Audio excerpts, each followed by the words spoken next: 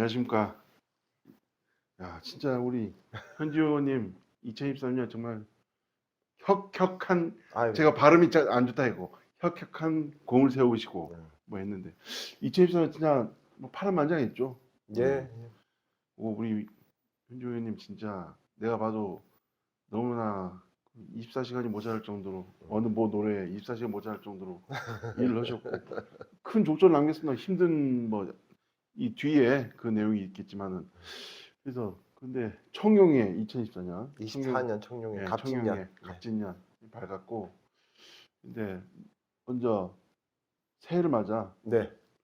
어쨌든 간에 첫 우리 시사 프로그램 첫 인터뷰 같은데 하여튼 우리 도민들께 새해 인사 겸 아, 네네. 이후에 2023년 소회는 나중에 말하는 걸로. 예. 같이 하죠. 2023년 아, 예, 좋습니다. 소회를 예, 말하고 예, 예, 예. 2023년 나름 바쁘게 좀 했던 것 같아요. 나름이 아니죠. 엄청이죠. 공부도 열심히 했던 것 같고 음. 어느 정도 성과도 있고 물론 아쉬움은 당연히 있고 예, 예. 다만 제가 해야 되는 것이 어쨌든 간에 저도 정치를 20년 정도 했는데 그 많은 정치인들이 하는 말 중에 뭐 국민의 안전과 복지와 서비스 실질적으로 제가 그걸 못 해왔던 것 같더라고요. 그래서 제가 속한 상임위에서 어쨌든 복지도 다르고 국민의 건강인 보건도 다르고 국민의 안전도 다루는 보건복지안전위원회에서 좀 열심히 해보자 공부를 해보자 해서 나름 보람 있는 시간을 가졌고요. 24년 갑진년에는 1년이 지나서 더 나아지는 모습을 보여야죠. 더 나아지려면 더 열심히 해야 되고 그리고 주변에서도 많은 이제 현안들이나 문제들이 있으면 전화 주시는데 성실히 사물과 사람의 성심을 다하듯이 하다 보면 좋은 결과가 있을 거라고 생각하는 마음으로 갖고 있어서 24년에도 똑같은 마음으로 열심히 하려고 하고 있습니다. 예. 그리고 새해 복 많이 받으십시오. 아, 그렇죠. 의원으로서 그다음 아. 인간 현지인으로서 네네네. 더 나아가는 작년보다 훨씬 더 나아져야죠. 훨씬 나아지는 모습을 보여주겠다. 네. 예, 이걸로 첫 새해 인사는 가름치도록 하겠습니다. 네, 그 2023년 보면 뭐 여전히 제2공항, 그다음에 또 민선 8기 오영훈 도좀 들어갔고 뭐 15분 도시라든지 네네네. 뭐 수소, 어, 뭐 수소 특히 수소는 좀 그린수. 말이 많, 예, 그린수도 좀 말이 많아갖고 그것도 있지만 뭐 다양한 현안하고 논란이 있었고 네네네. 그런데 특히 우리 현 의원님 같은 경우는 작년에 네. 뭐 아까치 말한 발음이 좀 안 썼지만 혁혁한 공인이라는 게 뭐냐면 그 수십 년이 될 거야 아마 뭐 협지 함덕 쪽에 그 알바키 텐트 네, 알바키 텐트. 알바키 텐트 같은 경우 철거를 할 수 있는 그 터전을 어쨌든 국회에서 아니요. 통과됐지만 어쨌든 제주에서 그걸 계속적으로 여론을 활성화시켰고 그 중에서는 굉장히 큰 거고 그다음에 뭐 많잖아요 서귀포 오령 좀 이따가 뭐 있겠지만은 근데 그 어쨌든 간에 제가 2023년 네. 제가 보기에는 뭐 가장 우수한 의원님이라고 보는데 제주 대표적 대의 기관인 제주도의회 소속인 의원 네네. 한 분으로서 뭐 의회 내 전반적으로 돌아가는 그 시스템이나 이런 걸 전체적으로 한번 평가를 해주신다면 2023년. 민주당 저랑 이제 같은 더불어민주당의 지사님이 이제 당선되시고 그리고 같은 당 소속 도의원들이 좀 다수당이 되고 그래서 도민사회에서는 그런 걱정이 좀 있었던 것 같아요. 과연 의회의 기능이 어쨌든 집행부에 대한 견제 기능도 이제 중요한 기능 중에 하나인데 과연 해낼 수 있을까라는 생각에서 출발하는데 이건 당을 떠나서 도민들이 생각했을 때 문제가 있는 것에 대해서는 짚고 넘어가는 상식이니까 저희 이제 12대 도의회 의원님들도 그 상식선에서 문제 제기를 해왔고 그 문제 제기가 잘 받아들여지는 것과 아직도 개선돼 가고 있는 것들도 있는 거 보면 도의회의 역할은 뭐 제가 도의회의 역할을 평가할 입장은 아니지만 나는 최선을 다하고 있다. 저는 그렇게 생각하고 있습니다. 네. 원래는 계획대로라면 제가 이거 준비를 우리 원래 뭐 대본이나 이런 게 없다 보니까 했는데 저희는 대본이 없습니다. 대본을 안 주십니다. 대본 없습니다만 그래서 제가 일주일 전에 이걸 한 구상했을 때는 아마 이런 근데 최근에 불거진 그 우리 의원님은 모르시고 계실 텐데 김현 정무부지사 관련해갖고 얘기를 드리려고 했는데 전날 오늘 기점으로 전날에 우리 의장님께서 아, 네. 제주도의회 수장으로서 말씀한 것 때문에 그걸로 네. 가름하는 걸로 해서 뭐 그거는 의장님 내용을 제가 나중에 말씀드리는 걸로 하고 가름토록 하겠습니다. 자, 그러면 우리 의원님 그 2023년 공 중에 대표적인 게 청소년 쉼터. 아, 그 아들과 며느리가 뭐 유령 직원으로 도민의 혈세죠. 그거를 억대 보조금을 뭐 인건비로 지급한 그 청소년 쉼터 네, 결국에 네. 구속됐습니다. 전 소장님이 네, 전 소장님이죠. 예. 그래서 우리 의원님께서 그걸 어쨌든 활성화시키고 뭐 거의 발굴한 거죠. 뭐. 아니 문제 제기는 저뿐만 아니고 다른 동료 의원님도 같이 하셨고요. 음, 어쨌든 청소년 쉼터의 역할이라는 게 음, 학교 밖 청소년들이라든지 가정에서 문제가 생긴 청소년들이 일시적으로 쉴 수 있는 곳이어야 되거든요. 음, 물론 그 안에서 이제 인력을 하시는 분들, 이제 선생님들, 상담사분들이 되게 이제 고생이 많으시다는 건 아는데, 음, 일부 이런 사건으로 인해서 다른 쉼터까지 좀 평가가 좀 절하되는 거 아닌가라는 좀 걱정이 되는데, 제가 생각할 때 가장 큰 문제는 뭐죠? 위장 취업을 했다라는 좀 문제 제기가 좀 있고, 그거에 따라서 보니까 1월 3일인가 1월 2일 날 정도 구속이 되신 걸로 제가 전 네, 소장님이 네. 구속이 되셨고, 도에서는 이제 보조금 반환 명령을 이제 내릴 예정이라고 음, 하거든요. 어쨌든 지금 뭐 문제들이 이왕 터진 거 잘 수습하시고, 도에서도 나름의 그거에 따른 절차가 이제 이행이 잘 됐으면 하는 바람입니다.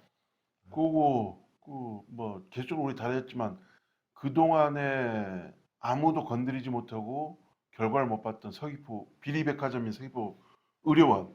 네, 서귀포. 예, 그것도 그분 그 간부 공무원, 해당 공무원, 네. 해당 간부죠. 부장인가요? 과장인가? 과장님이십니다. 과장님. 약제 과장님. 예, 예. 예. 그분도 어쨌든 경지라고 해야 되나요? 잦은 사태는 아니니까. 그분 파면됐죠? 네, 예. 파면 징계위원회에서 예. 재징계위원회가 열렸고, 예. 그거 파면 처리가 되신 걸로 알고 예. 있습니다. 파면됐고 서귀포의료원. 그다음에 서귀포시 그 카센터 렌트카. 렌트카. 예. 렌트카 문제도 그 공짜분들 문자 많이 받으셨죠 그때도. 응원의 메시지도 좀 보내주셨고, 예. 뭐 이번 기회에 잘 다뤄주셔서 감사하다라는 문자도 몇 통 받았어요. 도의회 상부터 시작해갖고 중앙당에서도 상도 받았다고 하던데. 중앙당. 이걸 원래 제가 조사해서 말씀드렸는데. 네. 그 도의회에서 상 받은 거 좀 얘기하고 여기 보니까 여기 상들 많이 있더라고요. 여기 보니까 네. 어린이집에서 준 상도 있고 좀 네, 설명해 네. 주시죠. 예. 먼저 도의회에서 준 상. 제가 말씀드리기는 좀 그런데, 네, 말씀해 주십시오. 이번에 행정사무감사에서 우수 도의원으로 이제 의회에서 평가를 해주셔가지고. 왜 최우수 안 줬을까요? 행정사무감사는 다 우수밖에 없던데요. 아 그래요? 그래도 최우수는 한 명은 줘야지. 네. 오고. 우수 있고, 제가 볼 때 그 장애인 인권 포럼에서 상을 주셨는데, 장애인 당사자분들이 이제 평가를 해주신 건데, 거기서 이제 상을 주셨는데 많이 부끄럽죠. 많이 모자란데 이렇게 또 평가를 해주셔서 저 나름대로 되게 의미 있고 감사한데, 또 한편으로는 내가 받을 자격이 있나라는 또 그런 부분이 좀 있죠. 더불어민주당 중앙당에서도 상 줬잖아요. 더불어민주당 중앙당에서 상은 이번에 받은 건 아니었고요. 조금 전에 2023년에 그 당대표 1급 2023년이면 작년 아닙니까? 그렇죠. 1급 포상인데 1급 포상. 네네네. 그거 열심히 하니까 주는 거 아닙니까? 아무나 줄 수는 없는 거잖아요. 저보다 이제 더 열심히 하신 의원님들이 계신데, 제가 받게 돼서 너무 미안해서 이건 주변에서 안 알리고 다녔던 건데, 알려주십시오. 국장님께서 이렇게 말씀해버리시면. 보니까 상피가 너무 많아갖고. 부끄럽습니다. 또 어린이집에서도 뭐 그거는 상은 아니고요. 네. 감사하다는 편지를 좀 주신 건데, 그 어린이집 입학 지원금 지원 이번에 관련해서 네. 너무 감사하다고 음. 해서 한 건데 저는 저런 거를 받을 땐 좋은데 되게 부끄럽고 음. 좀 그래요 저는. 음. 어쨌든 간에 우리 현 의원님 같은 경우는 행정의 저승사자라 불렸고 국장님이 지으신 거죠 뭐. 아니 저는 동의가 안 되는데. 동의가 안 돼. 공무원은 다 그렇게 아유, 보고 아닙니다. 계시는데 하여튼 뭐 행정의 저승사자는 성실하게 근무하신 공무원들은 현 의원님 두려워할 필요가 없거든요. 스스로 문제가 있다거나 이런 분들은 뭐 성사자 잘못된 거는 마땅히 공복으로서 욕을 먹는 건 당연한 거다고 그렇게 생각합니다 저는. 아니, 저는 조금 다르게 생각하는 게 아주 기본적인 상식에서 저는 출발을 하거든요. 도민의 상식이 있고 그 도민의 상식으로 출발했을 때 행정에서의 어쨌든 간에 걸리는 부분들이 있잖아요. 제도적인 부분, 뭐 여러 가지 부분. 다행스럽게 우리 집행부의 공무원들도 저의 발언이 본인의 상식하고도 맞거든요. 어쨌든 공무원이기 이전에 도민이거든요. 뭐 같은 취지에서 말씀을 해주셔서 그거에 따른 후속 조치들도 또 잘해주고 계셔가지고 저는 또 그런 이 집행부가 저희한테 보여준 자세에 대해서는 또 감사하게 또 생각하고 있습니다. 그 어쨌든 이거 전반적으로 2023년 그 제주도의 보건복지안전위원회 네네네. 수석 의원님이니까 네네. 전반적으로 지금까지 쭉 다뤄본 내용을 가지고 한번 소속 도의원으로서 네. 한 말씀 돌아보면 많이 부족합니다. 제가 그 정치의 궁극적인 목표 중에 하나가 어쨌든 복지라고 이야기하시는 분들이 있는데 그러기에는 너무 많이 부족하더라고요. 집행부나 의회도 많이 부족하고 그리고 제도적 개선을 해 나가야 되는 부분. 특히 제가 제일 아쉬운 부분은 지사님께서도 이제 예산의 25%를 복지 예산으로 쓰겠다는 이제 말씀이 있으셨는데 그게 잘 안 되는 느낌이에요. 뭐 예산을 올렸지만 삭감되는 부분에 있어서도 기준이 복지에 대한 개념은 조금 구분화시키고 세분화시키고 특수성을 이해하고 예산이 편성되어 와야 되는데 일률적인 잣대로 뭐 단순히 뭐 인건비성이다 뭐다 하면서 삭감이 되어 오는 거 보면 과연 이 복지 예산에 대해서 아니면 복지에 대해서 이해도가 좀 더 있었으면 하는 아쉬움이 되게 많아요. 뭐 내년에는 어떻겠습니까? 올해 안 됐다고 좌절하지 말고 내년에도 올해죠 24년에도 계속적으로 이 부분을 이야기해 나가서 조금씩이라도 나아가야 되죠. 그 사회복지 예산이 뭐 도 예산 중에 가장 많은 부분을 차지하지만 예산 조정도 가장 많이 이루어지는 곳이거든요. 많이 부족합니다. 많이 부족하고 전 뭐 안 그래도 뭐 많은 현안들 때문에 해당 공무원분들이 고생이 많으신 건 알죠. 아는데 더 많은 사업들이 좀 발굴됐으면 좋겠고요. 또 과감하게 또 일몰시킬 사업들은 일몰시켜야 되고 아니 과거 했던 사업이 계속적으로 하는 것에 대한 반드시 이유와 사유가 있어야 되는데 시대가 계속 바뀌잖아요. 세월이 바뀌고 서비스 당사자들도 바뀌고 서비스 당사자의 욕구도 점점 커질 건데 정책은 그대로다. 저는 이건 좀 문제가 해당 있다. 사업에 대한 그 뭐 피드백이라든지 그런 평가나 분석은 분석은 사실상 저희 뭐 당사자 서비스를 받는 당사자들도 저희한테 주시긴 하는데 저는 그게 의회의 역할이라고 봐요. 의회가 이런 부분에 대해서 이 사업에 대해서 문제점이라든지 아니면 이 사업이 부족하니 더 좀 키워졌으면 좋겠다. 이런 걸 면밀히 살펴보고 그 다음에 이제 집행부한테 의견을 제시함으로써 저희는 그 사업에 대해서 건강함을 유지시키는 게 저는 맞다고 봅니다.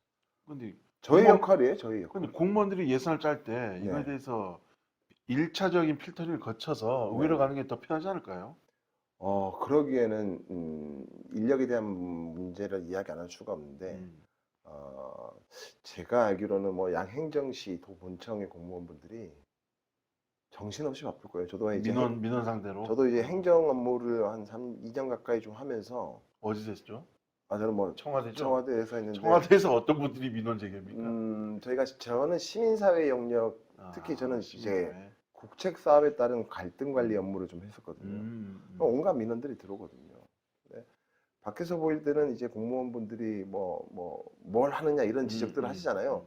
사실 결과물 하나 내놓기 위해서 음, 엄청난 회의와 엄청난 민원과 엄청난 의견을 이제 수렴을 하거든요. 그런 과정에서 과연 이 사업까지 디테일하게 좀 볼 수 있을까? 시간적으로나 인력적으로 좀 제약이 좀 따를 수밖에 없다. 이런 게 조금 저는 더 필요하다고 봐요. 예를 들어서 복지 예산을 늘리기 위해서는 결국 복지 인력을 늘려야 되는 거예요. 보건 예산을 늘리려면 보건 인력을 늘려야 되는 것처럼. 이게 사업이 과거에 있는 이제 조직 체계가 과거에 이렇게 했으니까 이대로 유지한다? 뭐 이건 아니고 예를 들어 복지가 원하는 사회가 있을 거 아니에요. 그리고 보건이 코로나처럼 보건이 대두되는 사회가 있을 거 아니에요. 저는 이런 걸 좀 융통성 있게 유도리 있게 조직도 약간 뭐 개편할 땐 개편하고 축소할 땐 축소하고 이런 유연함을 좀 가져야 된다고 봐요. 직렬과 상관없이.